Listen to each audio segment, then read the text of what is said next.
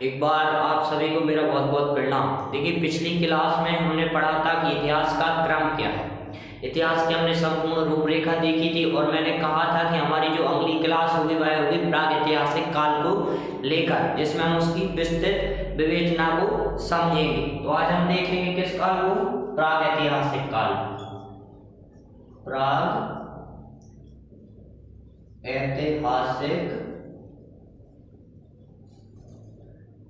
काल, जिसका समय काल कितना माना जाता है?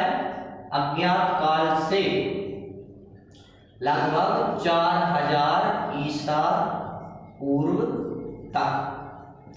ठीक है। अब प्रागैतिहासिक काल की बात आती है तो हमने देखा था कि हम प्रागैतिहासिक काल को कितने भागों में बांट सकते हैं? 3 भागों में बांट सकते हैं। कितने भागों में बांट सकते हैं? 3 भागों में। पूरा पाषाण काल,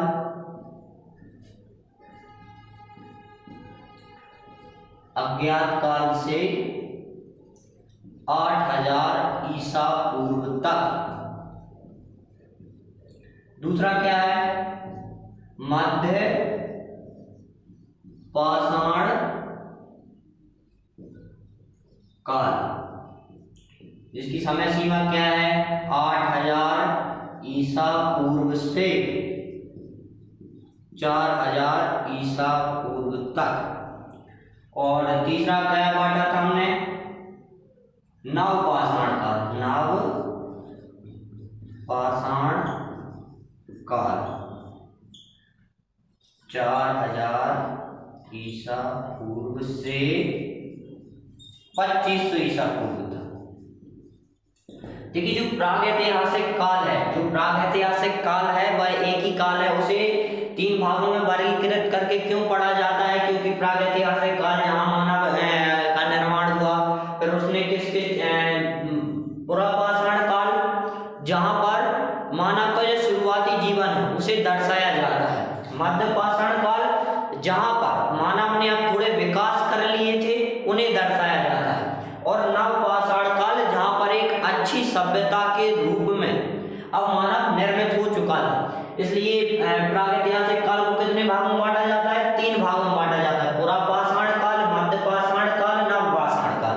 आपको एक तो पता है, जो मैंने पिछली वीडियो में बताया था कि पाषाण काल क्यों कहा जाता है? क्योंकि इसकी जो महत्वपूर्ण जानकारी है वह पत्थरों से के माध्यम से प्राप्त होती है। पत्थरों पर लिखी उसके माध्यम से प्राप्त होती है, इसलिए क्या कहा जाता है? इसे पाषाण काल कहा जाता है। तो ये हमारा वर्गीकरण हो गया। तो हम प्रागैतिहासिक काल में सर्वप्रथम हम देखेंगे प्रागैतिहासिक काल। प्रागैतिहासिक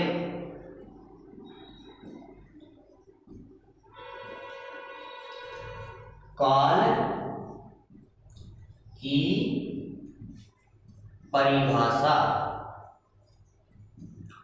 प्रागैतिहासिक काल की परिभाषा तो मानव निर्माण का ऐसा काल जिसके विषय में पर्याप्त लिखित जानकारी नहीं प्राप्त होती है। किन्हीं अवशेषों, जैसे मान के चलिए अस्थियां हैं, किसी प्रकार की कलाकृतियां हैं, इनके माध्यम से जिस काल का पता लगाया गया है, कि जानकारी प्राप्त की गई है, उसे प्रागैतिहासिक काल कहा जाता है। इसके विषय में ज्यादा जानकारी प्राप्त नहीं होती है, क्योंकि कोई लिखित जानकारी प्राप्त नहीं हुई है। तो मानव सभ्यता का ऐसा विकास, जहां मानव का निर्माण हुआ, मानव ने अपने आवश्यकताओं की वस्तुओं का धीरे धीरे पूर्ति करना सीखी, उसे हम क्या कहेंगे? प्रागैतिहासिक काल कहेंगे। हो गया। दूसरा जो महत्वपूर्ण है, प्रागैतिहासिक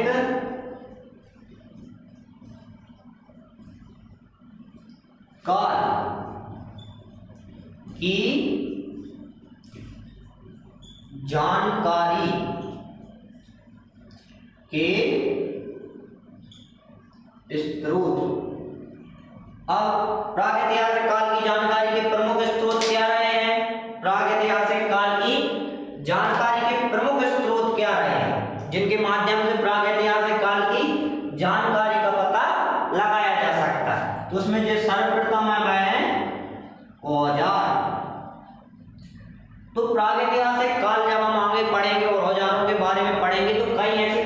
के औजार प्राप्त हुए हैं, जिनके माध्यम से प्रागैतिहासिक काल की जानकारी प्राप्त होती है। जैसे मान के चलिए चाकू है, हस्त हथौड़ा है, छेनी है, छर्री है, इस प्रकार के कुछ औजार प्राप्त हुए हैं, जिनके आधार पर उस काल के मानव के जो शिकार करने की पद्धति है या उसकी आत्मरक्षा की जो व्यवस्था उसने की थी, उसके विषय में हम जानकारी प्राप्त लगा सकते हैं।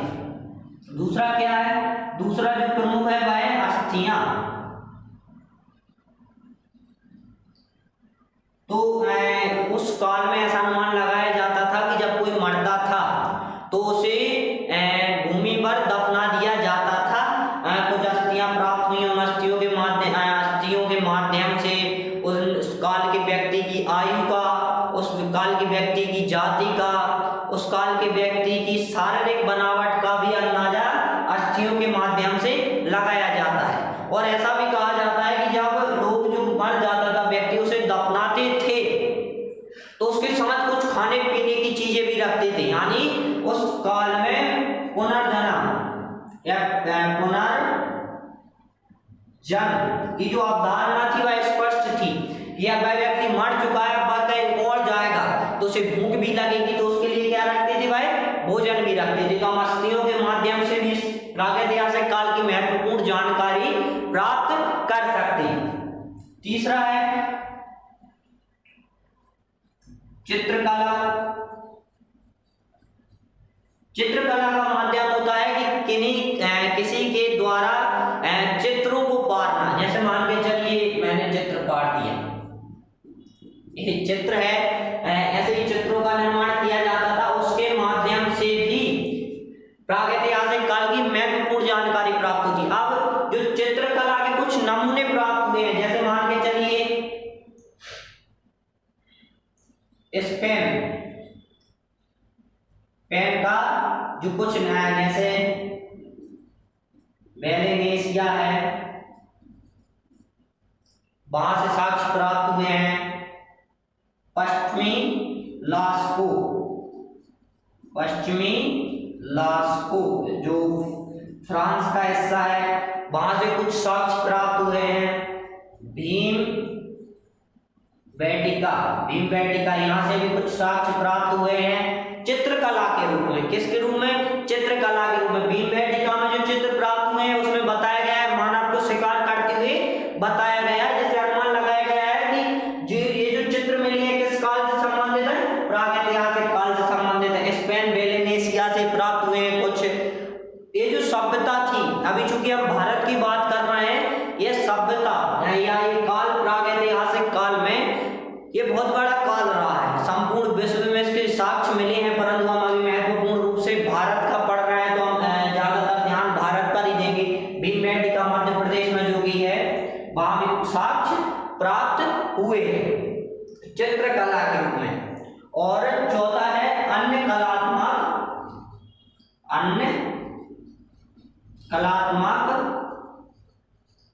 अवशेष। अन्य कलात्मक अवशेषों में जैसे मान के चलिए मटके प्राप्त हुए हैं, कुछ मूर्तियां प्राप्त हुई हैं, उनके माध्यम से भी प्रागैतिहासिक काल की महत्वपूर्ण जानकारी प्राप्त होती है। तो इस प्रकार हम कह सकते हैं कि प्रागैतिहासिक काल की जानकारी के स्रोत क्या है? तो औजार हैं, अस्थियां हैं, चित्रकला है और अन्य कलात्मक अवशेष हैं, जिनमें प्रमुख रूप से कौन कौन सी चीजें आ सकती हैं? मृदभांड आ सकते हैं, मूर्तियां आ सकती हैं, किसी प्रकार की अन्य कोई, जैसे मान के चलिए उनके जो उन्होंने मटकों का निर्माण किया, चाक का निर्माण किया, वह भी अन्य कलात्मक अवशेषों में आ सकते हैं। तो इस प्रकार हमने देखा प्रागैतिहासिक काल की जानकारी के स्रोत वो है।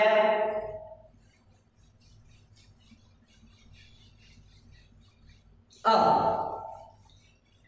जो भी तीसरा और महत्वपूर्ण है, हमने प्रागैतिहासिक काल का जो वर्गीकरण है वह तो कर ही लिया, पुरापाषाण काल, मध्य पाषाण काल और नवपाषाण काल। अब हम देखेंगे कि तीनों काल में क्या क्या अंतर है। तो सर्वप्रथम हम देखेंगे पुरापाषाण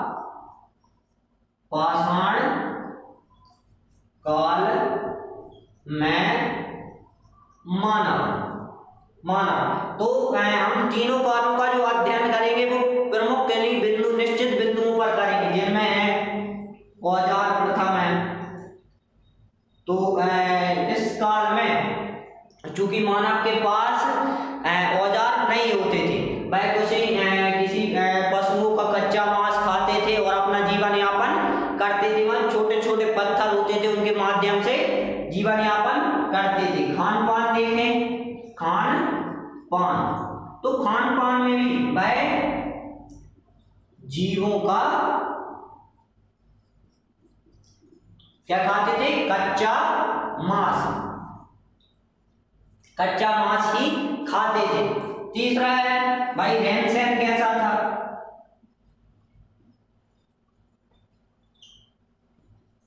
रहन सहन तो इस काल में, पुरा पाषाण काल में मानव का जो रहने का स्थान वह निश्चित नहीं था। वह जंगली पशुओं व हिंसक जीवों से बचने के लिए कहाँ रहता था? पेड़ों की छालों व कंदरियों या गुफाओं में हम कह सकते हैं उनका निवास होता था। रहन कहाँ होता था? पेड़ों व कंदरियों व गुफाओं में। कहाँ होता था? गुफाओं में। रहन सहन हो गया। इसके अलावा जो महत्वपूर्ण है वह है औजार, खान पान, रहन सहन। इसके अलावा उसका रहन सहन हो गया। रहन सहन में वह अकेला ही रहता था, उसके पास हथियार के नाम पे कुछ ज्यादा महत्वपूर्ण अवशेष नहीं थे। इसके अलावा जो एक महत्वपूर्ण चीज थी वह थी अंतिम संस्कार की प्रक्रिया।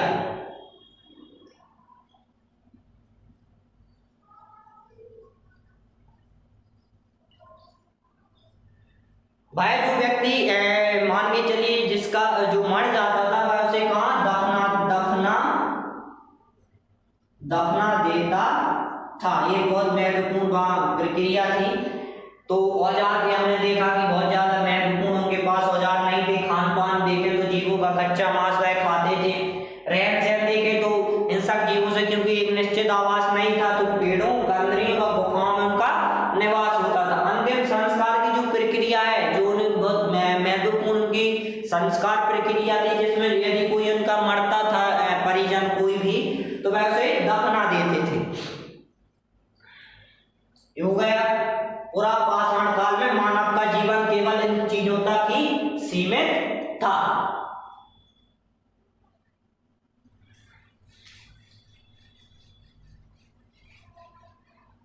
अब हम क्या देखेंगे? मध्य पाषाण काल। मध्य पाषाण काल, मध्य पाषाण काल है जो एक क्रांति की जो हुआ, तो उसमें सर्वप्रथम है हथियार, औजार भी कह सकते हैं, औजार। अब मानव ने अपनी रक्षा के लिए पत्थरों व हड्डियों के छोटे छोटे नुकीले हथियार तैयार करना शुरू कर दिया था। हड्डियों व लकड़ियों के छोटे हथियार, जिनमें प्रमुख रूप से छेनी है, हथौड़ा, हस्त हथौड़ा भी हम कह सकते हैं, हाथ का हथौड़ा। इसके अलावा चाकू काफी छोटे होते थे, और छोटे होने के कारण, क्या होने के कारण? छोटे होने के काफी लगभग इतने छोटे छोटे इनके हथियार होते थे, और इसी कारण इनके हथियारों को क्या कहा गया? लघु अस्त्र कहा गया। क्या कहा गया? लघु अस्त्र, छोटे हथियार। ठीक है। अब दूसरा जो है वह है खान पान। खान पान, तो इस काल की जो महत्वपूर्ण खोज थी वह किसकी खोज अब मानव ने कर ली थी? आग की खोज। किसकी खोज कर ली थी? आग की खोज। ऐसा बताया जाता था, यह कहानी में स्पष्ट होता है कि मानव ने जब दो से दो पत्थरों को टकराया तो उससे कुछ चिंगारी उत्पन्न हुई, तो जिससे आग हुई। अब वह समझ चुका था कि आग कैसे उत्पन्न हो सकती है, तो अब आग का क्या लाभ हुआ? अब वह आग का लाभ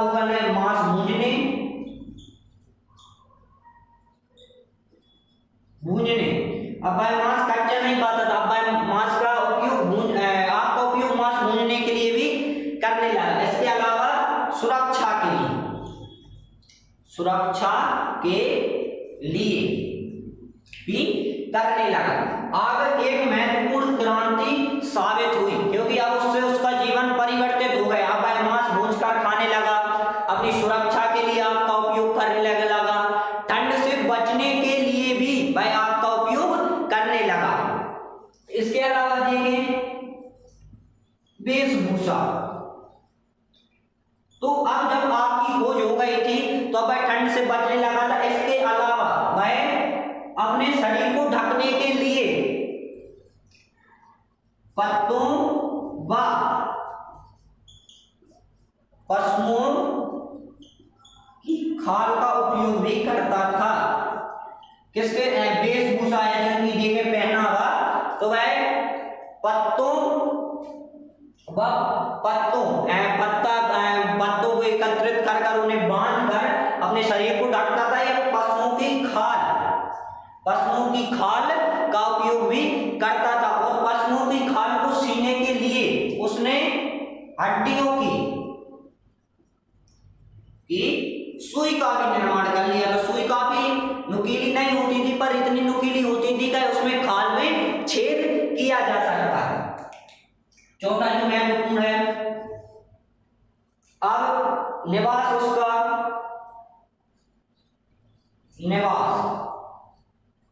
तो अब थोड़ा परिवर्तन उसके निवास में आया कि अब 2 या 3 लोग इकट्ठे रहने लगे, थोड़े समूह में लोग रहने लगे,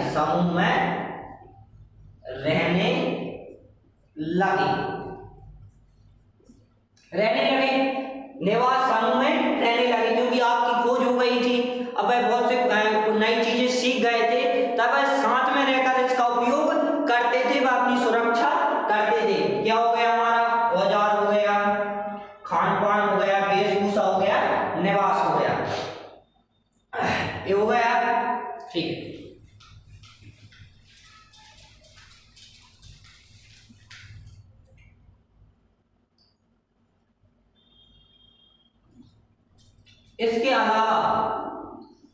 इसके अलावा पशुपालन, तो पशु के रूप में वह कुत्ते को भी पालने लगा। किसको पालने लगा? कुत्ते को।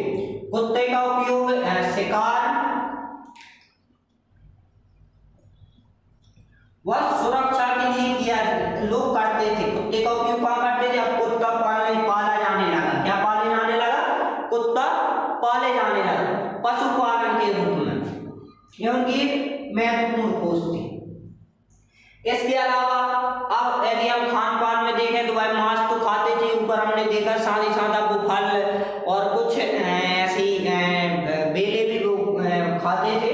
पशुपालन, कुत्ते का भी वह पालने लगे। यहाँ भी मृतक संस्कार की प्रक्रिया रही। मृतक संस्कार की क्रिया, जो लोग मर जाते थे उन्हें दफनाने की प्रक्रिया इस काल में भी प्रचलित रही। तो मध्य पाषाण काल में अब मानव की क्या क्या खोज हुई? मानव ने आग की खोज कर ली, मानव ने हथियारों का निर्माण भी कर लिया। इसके अलावा वह अपने शरीर को ढकने के लिए किसका उपयोग? खाल का उपयोग भी करता था, समूह में भी रहने लगा। तो मध्य पाषाण काल में मानव के निर्माण में बहुत सा परिवर्तन आ गया। मध्य पाषाण काल हो गया। इसके बाद है नवपाषाण काल। नवपाषाण काल चूंकि एक बहुत महत्वपूर्ण काल रहा, यहाँ पर अब मानव एक प्रतिष्ठित मानव के रूप में विकसित हो चुका था। चाहे उसका रहन सहन हो, औजार यदि हम देखें, क्या देखें? औजार, तो उसके जो औजार थे वह कैसे हो गए थे? नुकीले,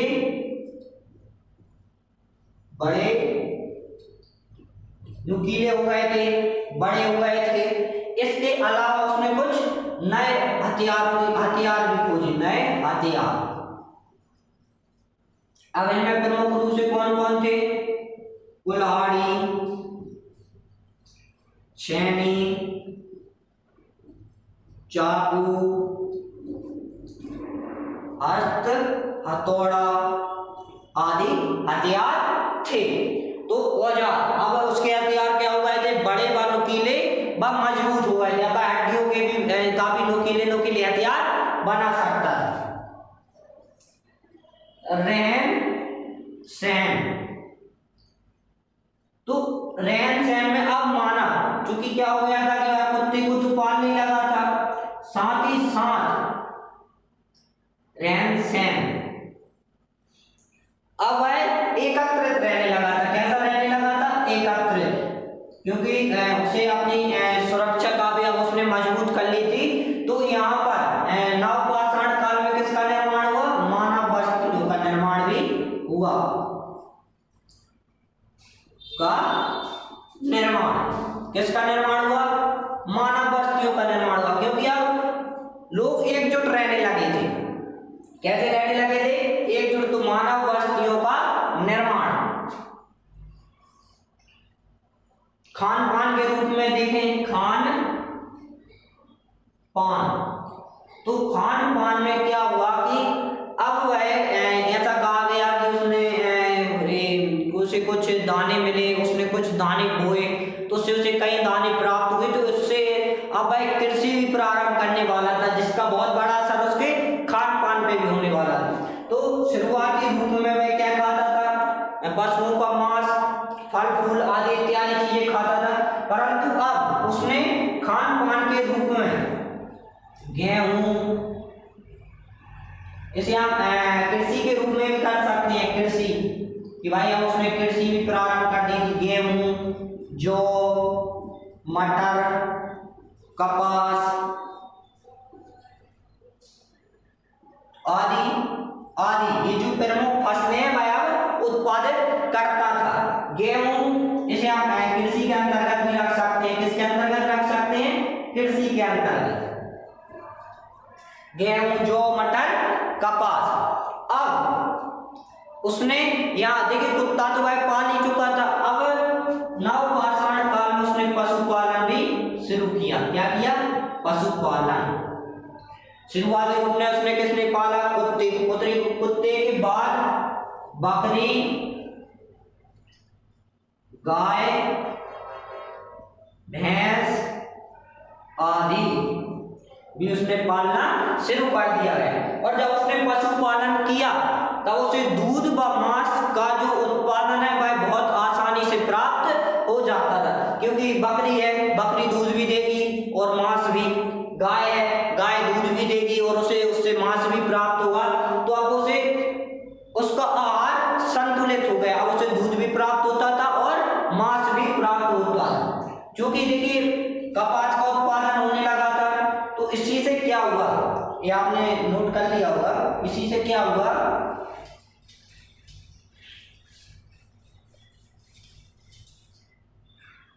वस्त्र बुनना। क्या बुनना, वस्त्र।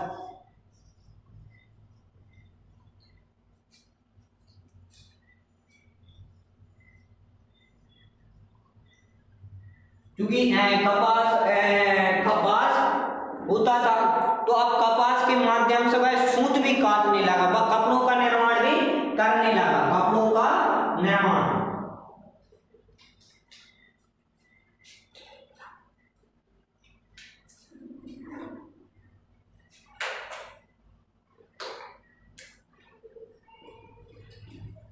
कपड़ों का निर्माण भी करने लगा, और कपड़ों के निर्माण के लिए कारगी जैसे उपकरणों की सहायता भी वह लेने लगा, किसके लिए, वस्त्र बुनने के लिए, ताकि वह वस्त्र पहन सके। इसके अलावा जो नवपाषाण काल है उसमें चाक की खोज भी की गई। किसकी खोज, चाक, पहिए। चाक क्या होता था, एक चक्का टाइप का होता था जिसे घुमाया जाता था, जिसके आधार पर ही उसने किसका निर्माण किया, चाक के आधार पर ही बर्तनों, गोल बर्तनों का निर्माण भी उसने किया। अब चूंकि चाक पहिए का हो गया था, तो दो पहियों को जोड़कर वह एक अपने लिए एक यात्रा करने के लिए उपकरण भी तैयार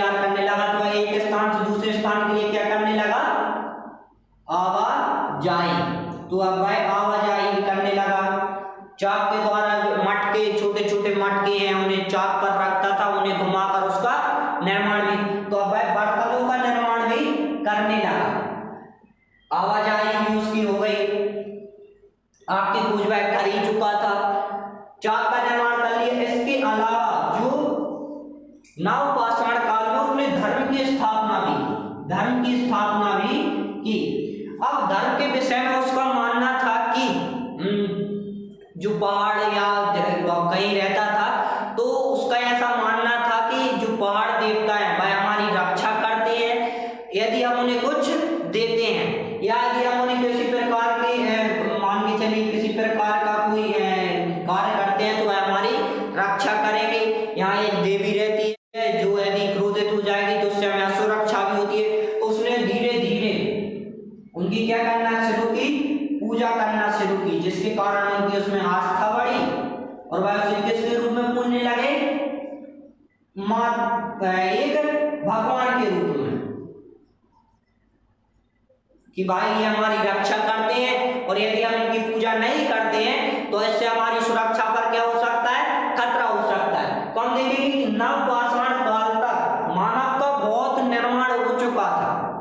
मानव ने आपकी खोज की, पशुपालन, कृषि से लेकर वस्त्र बुनने तक उसने बहुत कुछ कर लिया था। तो यही प्रागैतिहासिक काल का महत्व है कि मानव शुरुआत कहाँ से हुई, शून्य से लेकर पूर्ण तक पहुंचने की उसकी प्रक्रिया रही, जिसमें ना उसके पास कपड़े होते थे, ना उसके पास हथियार होते थे, उससे लेकर उसने धर्म, चाक, वस्त्र बुनने तक का सफर तय किया। तो इस प्रकार ये हमारा प्रागैतिहासिक काल के मानव का जो जीवन का जो अध्ययन है वो होता है। इससे तीनों काल खत्म हो जाते हैं। अब जो बहुत महत्वपूर्ण है कि किस काल के साक्ष्य कहां से प्राप्त हुए, तो सर्वप्रथम हम देखेंगे पुरापाषाण काल के अवशेष। पुरापाषाण काल के अवशेष कहां से प्राप्त हुए, तो सन 1863 ईस्वी में रॉबर्ट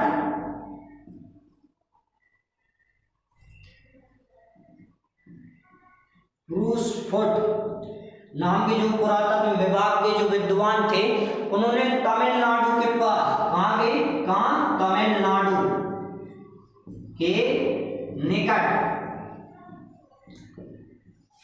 पल्लावरम में पुरापाषाण काल से संबंधित अवशेषों को खोज निकाला। अब जैसे अवशेष क्या होगा, अवशेष वही हो जाएंगे जैसे हमने मटके पढ़े तो कहीं मटकों का अवशेष हुआ है, हमने चाक पढ़े हैं कहीं चाक का उपयोग हुआ है।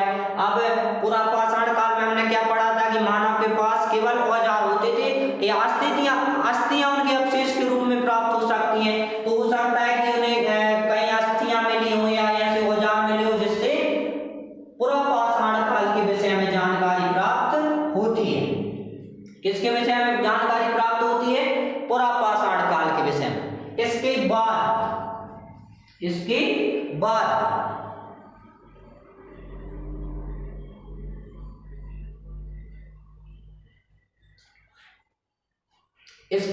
बाद कहां पर प्राप्त हुए, चेन्नई,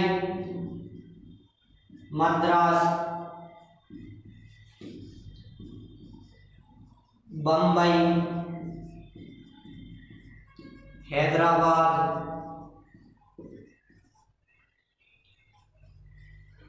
बिहार,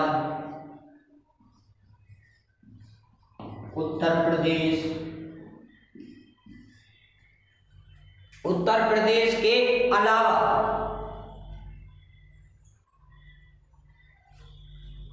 उड़ीसा व मैसूर आदि स्थानों पर भी किससे संबंधित, पुरापाषाण काल से संबंधित कुछ साक्ष्य प्राप्त हुए। कहां से, तमिलनाडु के पल्लावरम में, चेन्नई, बंबई, हैदराबाद, बिहार, उत्तर प्रदेश, उड़ीसा, मैसूर आदि स्थानों से भी किसके अवशेष प्राप्त हुए, पुरापाषाण काल के अवशेष प्राप्त हुए हैं। ये हो गया। इसके बाद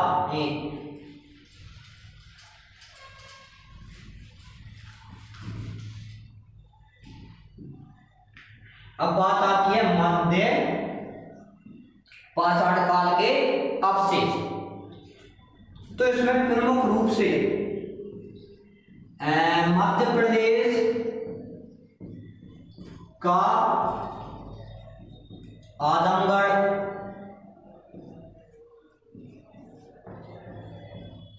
गुजरात का लंगनज, पश्चिम बंगाल का वीरभानपुर,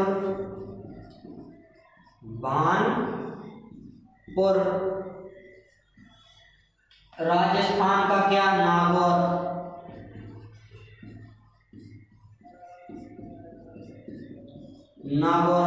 व तमिलनाडु का टेरी समूह। मध्य प्रदेश का आजमगढ़, गुजरात का लंगनज, पश्चिम बंगाल का वीरभानपुर, राजस्थान का नागौर, तमिलनाडु का टेरी समूह से मध्य पाषाण काल के अवशेष प्राप्त हुए हैं। मान के चलिए मध्य पाषाण काल में मानव किसको पालता था? कुत्ते को पालता था। तो कहीं कुत्ते के साक्ष्य प्राप्त हुए होंगे। अब चूंकि खेती करना सीख गया होता है तो हो सकता है किसी फसल के अवशेष प्राप्त हुए हों। इसके अलावा उसने पशुपालन हथियार अब उसके काफी नुकीले हो चुके थे, तो कहीं हो सकता है कहीं नुकीले हथियारों को भी अवशेष के रूप में प्राप्त किया गया। तो इस प्रकार मध्य प्रदेश का आजमगढ़, गुजरात का लंगनज, पश्चिम बंगाल वीरभानपुर, राजस्थान का नागौर, तमिलनाडु के टेरी समूह से कहाँ के प्राप्त हुए? मध्य पाषाण काल के अवशेष प्राप्त हुए हैं।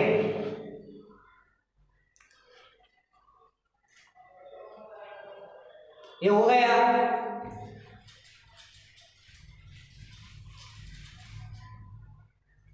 अब मध्य पाषाण काल के बाद कौन सा काल आता है? नव पाषाण काल। तो नव पाषाण काल के जो अवशेष हैं प्रमुख रूप से कहां से? कश्मीर, सिंधु प्रदेश जो आज काफी हिस्सा पाकिस्तान में भी है, सिंधु प्रदेश, उत्तर प्रदेश, इसके अलावा मध्य प्रदेश,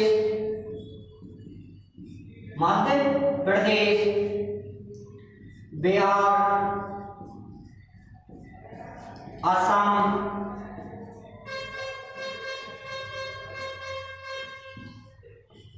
ब्रह्मगिरी, मैसूर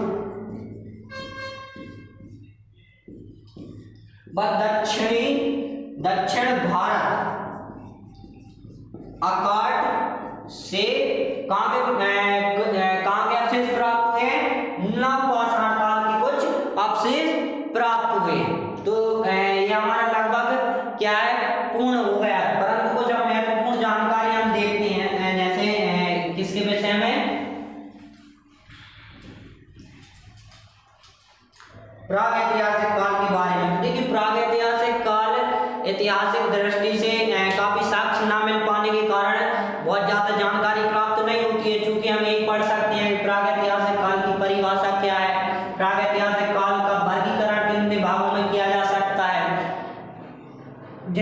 मान के चलिए पुरापाषाण काल है, तो पुरापाषाण काल में मानव का जीवन कैसा था, मध्य पाषाण काल में उसका जीवन कैसा हुआ और नव पाषाण काल में उसका जीवन कैसा रहा।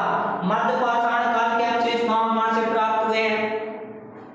पुरापाषाण काल के अवशेष कहां से प्राप्त हुए हैं? नव पाषाण काल के अवशेष कहां से प्राप्त हुए?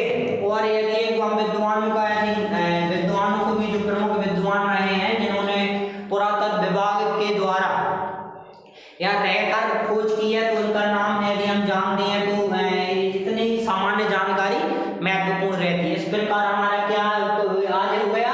प्रागैतिहासिक काल की लगभग सामान्य जानकारी हो गई। जो भाइयों जो मेरा अगला वीडियो होगा वह अब हुआ आगैतिहासिक काल, ऐतिहासिक काल, जिसमें हम सिंधु घाटी सभ्यता और वैदिक सभ्यता को पढ़ेंगे। बहुत बहुत धन्यवाद। मेहनत करते रहिए, पढ़ते रहिए, क्योंकि शिक्षा एक ऐसी प्रक्रिया जो कभी खत्म नहीं होती है। बस